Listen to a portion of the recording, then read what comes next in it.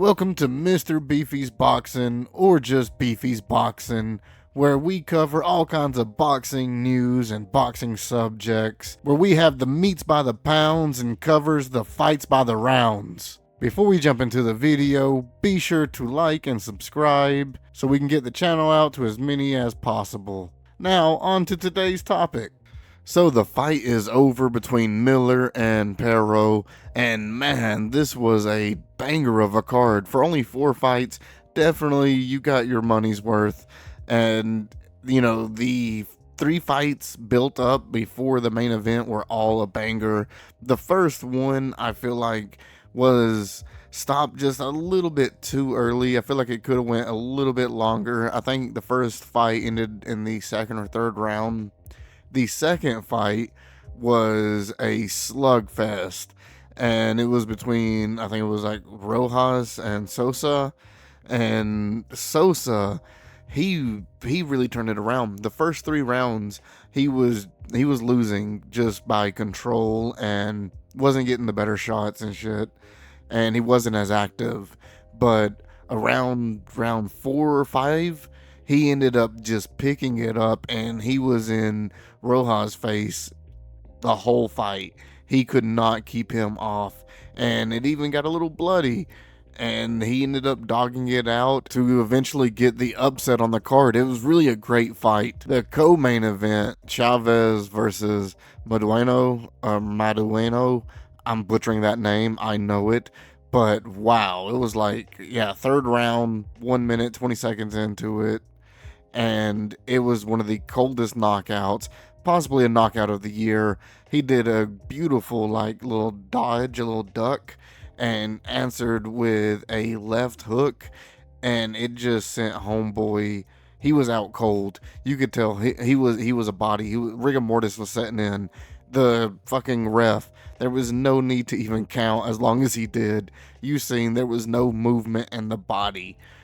Banger of a fight, and homie really made a statement that night. But we gotta talk about the main event. Jarrell Big Baby Miller versus Lenier Perro. Wow. This did not go the way I was expecting, as in, like, the knockout. I was hoping to get a knockout, and there were several moments where I thought it was really going to happen. There was really a possibility of getting a stoppage at least. It just never came. But the first 2 rounds definitely went in Perro's favor. He was more aggressive. He had a lot to work with.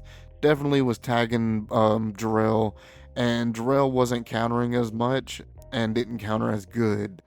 But after the second round, in the third round, you seen it. Miller started picking up, and he started doing what Miller does. He became a tank. He started using his weight, his size. He would pressure Perro and body him physically, like push him with just his weight and size to the ropes and to the corner. And Jarrell was landing some beautiful, like, triple jabs almost. It wasn't like real jabs or whatever, but like just 3-4 little pap, you know, and it was working.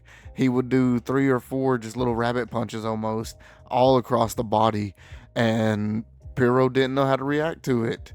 I think Perro did the best of maybe around either 10 or 11 maybe, but that was it. Besides those 3 rounds, Miller dominated the fuck out of them. And on the scorecards, one of the refs had it 115 to 113.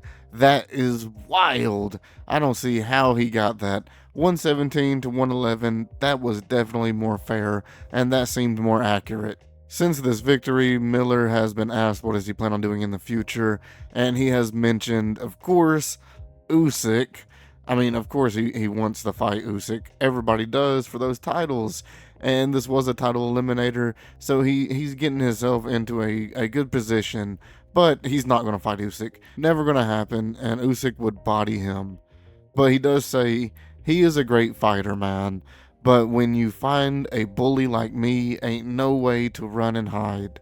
I want Usyk to come back, and I can spank him as well. No, Miller cannot. But that wasn't it. He also called out AJ. saying, of course, I would love to fight AJ, but at the same time, he's probably got some ring rust. You got to give him a little time, probably get an easy fight to come back. And that would be a little bit more of a realm of possibility. I could definitely see AJ accepting this fight, possibly as a tune-up, and then going into the Fury fight. But this might be a little too much of a challenge for him, at least in Eddie Hearn's eyes. But I can definitely see in this fight just happen eventually. Before these two retire, they need to get in the ring. There's almost a destiny with the history that they have. They need to slug it out. Before they do fight, though, there is definitely a fight that both of them need to have, and that's with Deontay Wilder. Wilder has called out AJ. AJ has called out Wilder a few times.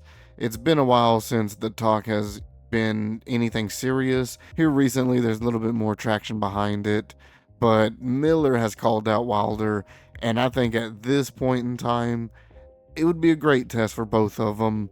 Miller, he doesn't seem to be hitting as hard.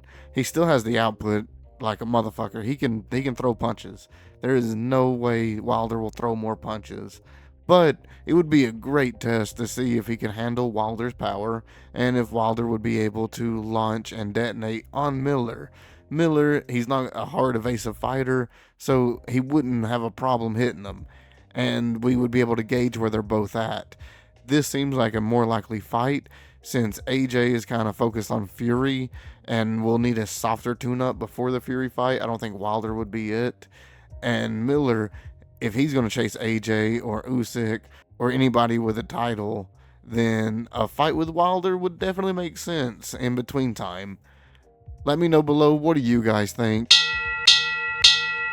Well, that was the final bell. The video is coming to an end. Before we end the video, I gotta say one more time, thank you so much for watching. Remember everybody, it's all about attitude. There is no progress without struggle, so stay in there. I've been your host, Mr. Beefy, and you all have been fantastic. It's Mr. Beefy.